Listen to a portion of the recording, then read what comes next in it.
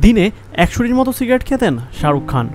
ইন্ডিয়ার একটি টেলিভিশন শোতে শাহরুখ খান বলেন, আগে আমি দিনে ১০০টির মতো সিগারেট খেতাম এবং সাথে ৩০ কাপের মতো ব্ল্যাক কফিও খেতাম।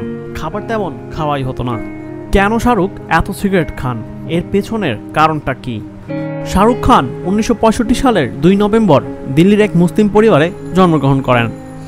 তার পিতা তাজ মোহাম্মদ খান ভারতের নয়াদিল্লির পাঠান বংশোদ্ভূত। শাহরুখ খানের বয়স যখন মাত্র ১৫ বছর, তখন তিনি তার বাবাকে হারান।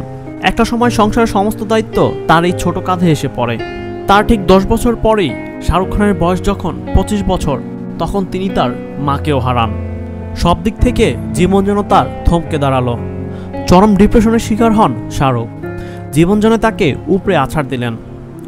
তারপরেও তার মনোবল না হারিয়ে মুম্বাই গিয়েছিলেন জীবনে পরিবর্তন আনার জন্য। ফিল্ম ইন্ডাস্ট্রিতে তার কোনো পরিচিত হাতও ছিল না যে তাকে ধরে উপরে তুলবে। পরিবারকে হারানো এবং জীবনের চরম হতাশার কারণে মূলত ধূমপান শুরু করেছিলেন শাহরুখ। ২০১১ সালে নিজের স্বাস্থ্য এবং ঘুমের অভ্যাস নিয়ে কথা বলতে গিয়ে শাহরুখ বলেন, আমার ঘুম আসে না, দিনে প্রায় ১০০টির মতো সিগারেট খাই, সাথে ৩০ কাপ ব্ল্যাক কফি পান করি।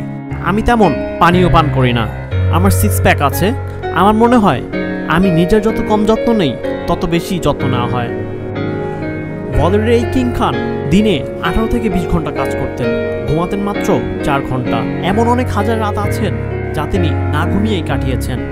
জীবনকে পরিবর্তন করার জন্য তিনি করে গেছেন অক্লান্ত পরিশ্রম, যার কারণেই হয়তোবা আসছে সফল।